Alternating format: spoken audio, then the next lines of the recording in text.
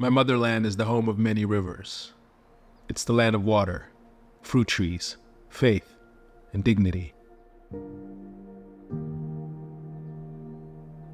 This is Fouta Djallon, a place of stunning natural beauty, full of peace and quiet.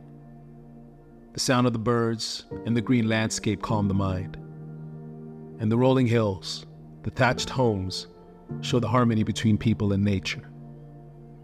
But there's more.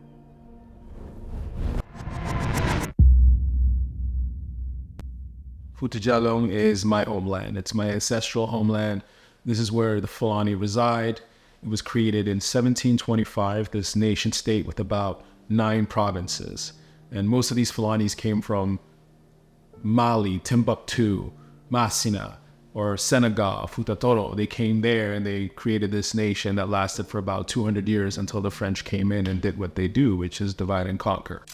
And that history in itself is just a fascinating history. My grandfather has actually written a book about it called The History of Fouta Djallon that I would highly recommend you to read because I can't do justice to this story. Anyways, I arrive in Guinea. I can't stay in Conakry. I always got to go to Futa. Another way to think about it is that Fouta Djallon is also the highland region of Guinea. It's one of the 4 major regions. And as a result of this higher elevation, you have these amazing views and amazing landscape. But the first thing is it's always the drive. You got to drive from Conakry to go to the Fouta Djallon region. And to hit the Fouta Djallon region, it's about 300, 400 kilometers or so. And usually there are no rest stops, right? But ultimately, there's small villages that you would pass that would be fully responsible for feeding and providing sustenance to the travelers who go by. So we decide to stop at a nearby village because the car has some issues. Saw this little boy who was actually helping his father fix our vehicle. This kid must have been about 10 years of age, and he was carrying tools and putting oil in the machine and helping out his father. You know, I couldn't fault him, but in my mind, like, mother, like, you should be in school right now. But that's a different mindset coming from where we are. We expect kids of that age to not be working, but 100 or so years ago, child labor was normal, right? Working in factories, whether that be in England or that be in France. But that's not, to talk about false equivalencies. It's ultimately to say, I shouldn't be shocked or surprised, but unfortunately, it was like, I feel you should not be doing this job. But you have to feed your family, you have to support your family, and not everybody values the importance of education, and I can't fault them for that. Car gets fixed up, patch up, we book it, and we proceed forward and head out to Dalaba. Dalaba to me is really when you enter Futa.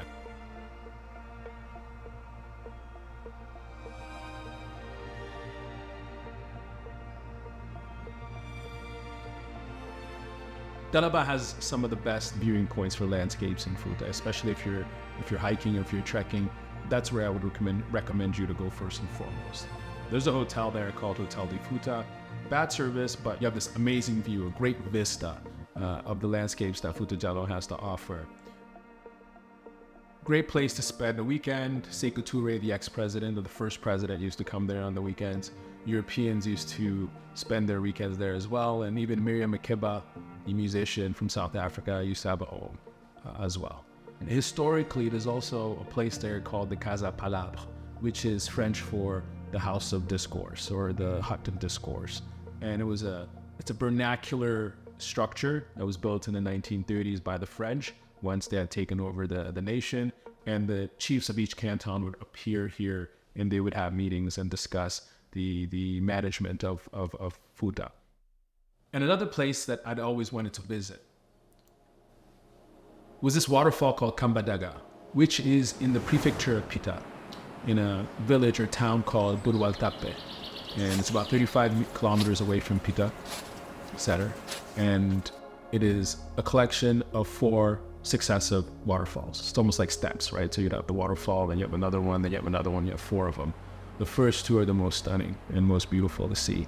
And we hiked, took us about 45 minutes from the main road once we parked, and we had a guide lead us towards the waterfall. And then, you could, just like if it was Niagara Falls, you could hear from the distance as you approach. But it's 10 times more impressive than Niagara Falls could ever be, in my honest opinion.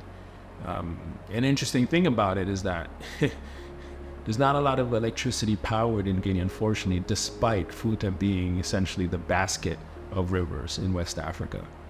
It being a highland region, it takes in a lot of rain. And a lot of those rains get pulled into rivers. And a river like the Kokuno, which is what feeds these waterfalls, can generate about 300 megawatts of electricity. That's enough power for about 400,000 people, right? So a small city. But then you have to think about the energy requirements of West Africa. They're not the same as, let's say, a city in North America. So that's an order of magnitude more of how many people could actually benefit from this. But because of lack of infrastructure, lack of planning, etc., it's not being utilized at its best. The usage of natural resources to generate clean energy, unfortunately, has not been implemented in a way that's been satisfactory, unfortunately. So 300 megawatts is a large number, and hopefully in the near future that can be used to harness energy sources for people to be able to develop their nation.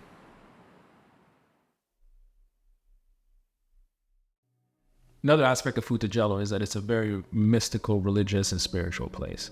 And there's one town that I always wanted to visit called Mali Yembereng. And Mali Yembereng is a higher region of the highlands, so it's very cold there too. And also in Mali Yembereng, there's an interesting piece of landscape. There's a mountain region. There is a mountain called Mount Loura. And Mount Loura is mythical in the sense of, due to various circumstances, which I'll explain, there is a figure, statuesque figure of a woman etched into the mountain. And it wasn't somebody who came in there with a hammer and chisel. It was due to erosion, but some people might say. One religious figure a long time ago married the most beautiful woman in that area. And this woman was in love with somebody else. And one day she was supposed to come to her husband, but she was found with her lover. And feeling betrayed, this religious figure, this powerful marabu, as they say, Karamoko, decided to curse her and wish punishment upon her for her transgression. And her ultimate punishment is that she was turned into stone and left on the mountain for eternity, for all to see. And now she is the lady of Mali, staring out and protecting the valley. And when you see this figure in the mountain, it is one of the most stunning things ever. We went to the top of the mountain on top of her head, essentially, being disrespectful as we were. And then you were able to see the landscape all around us, and then took a bike to go 180 degrees, a kilometer further south to get the full picture. And as we were getting off the top of the mountain and we're turning, maybe 100 meters away from her, you just see her face and you're like, that is a human being. And it's crazy that this is a natural, some would say, a mystical reason for that to happen. But it's just stunning. I've never seen something like it, so I'd highly recommend. Yeah, so it took us about 12 hours to drive 300 kilometers from my village over to Mali Yembereng. And because of the what this town is known for, I mean, you're always warned, when you get married, don't marry a woman or a girl from Mali Yembereng, because she's going to be very powerful in the mystical arts, and her family is going to be even more so. So any transgressions, anything that you do, will be, you shall be cursed. Another part of Fouta Djallon that has always fascinated me, that I've never had the chance to visit it until this time, was to visit my mother's village. My mother would often talk to me about Telemile. She never really spent that much time there, but she always said that that's where her mother was from and that's where her father came from. And there's another reason why I also wanted to go. My dad invited me. He was doing something there that he wanted me to witness and be part of. And the interesting thing is, as we were driving to Telemile, we actually crossed another dam. And this dam is on the Konkore River. And it is to a certain extent connected to the river that we saw in Kambadaga. The Kokulo feeds into the Konkore, and the Konkore is where this massive dam was built by the Chinese. It was supposed to garner about 490 megawatts of electricity, but because of climate change and rainfall, it's not met its expected yield. But we drive by and we see it, and you see the reservoir. It's a beautiful landscape manufactured, albeit, and you can see further down when they were creating a reservoir, the overflow of water had created this kind of basin, had created these small lakes, and yeah, just stunning and beautiful.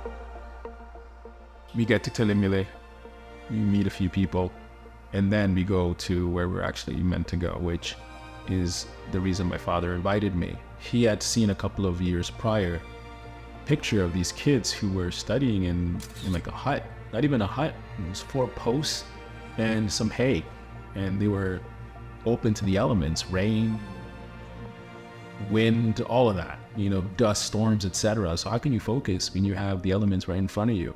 So my father, in his altruism and his, benevolence, decided to build a school just for these kids. And we were there to see the opening of the school, and it was just a stunning piece of gratitude from the family from the families of these kids. We were lucky to be there to join them in opening the school. And the interesting thing about my father is that my father was actually born in a classroom, not unlike what he was building. Well, way better, because, this is back in the, 60s, 70s? No, 50s. And his father, my grandfather, was a principal and a teacher in a region called Kundara, in a town called Saraboida, which I actually visited during my trip in Guinea this time around. And my father, and this is a picture right here of the house that he grew up in when he was born. And the classroom was not far from there, but had a similar kind of structure and had already been kind of, torn down. But my grandmother had my father in a classroom. And this is a picture of my dad as a youngin, as a kid. And the reason I bring that up is because it connects back to the young child that I saw helping his father fix the car, and the notion of generations and the implication of one generation to the other. So, he was helping his father fix this car. And my father now is doing what his father did, which is essentially provide an education for all these kids. And that brings everything kind of full circle for me. Going to Guinea, going to Futa, gave me the opportunity to see how we can push things forward, how we can move things forward, how we can develop the region, which had its heyday in the 1800s, and now is no longer. It's a bygone era to a certain extent. We always look back. The question is, how can we look forward to the future? And it's rebuilding of infrastructure. It's the creation of energy by optimizing, the natural resources that we have. And most importantly, it's education for the next generations that are about to come up. And yeah, that's what I got out of this trip is, what can I do? What can we do to try to improve your homeland? Because this is my homeland, regardless of where I end up in this world. And I always feel like I'm a guardian to a certain extent. And I think my father feels that way. My grandfather felt that way. And my children will feel that way. We'll always be connected to Fouta Djallon. And I hope you see why. Until next time, my name is Fouta Djallon.